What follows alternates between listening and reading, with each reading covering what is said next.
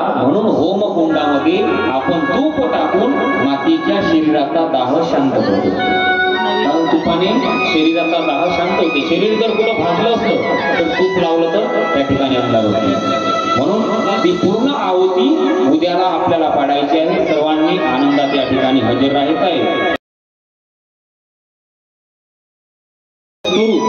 9 दिवस आपण पूर्णपणे साक्षात्कार केलं। आता एका दिवसासाठी आपल्याला कृपायचं।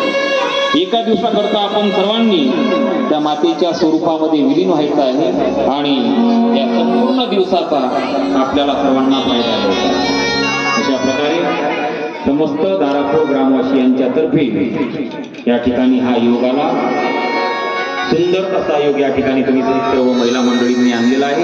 खास करून महिला मंडळींचं खूप खूप धन्यवाद, कारण त्यांनी भरपूर सहकार्य केलं आणि त्यांच्या सहकार्यामुळे हे सर्व कार्यक्रम या ठिकाणी उत्पन्न झाला।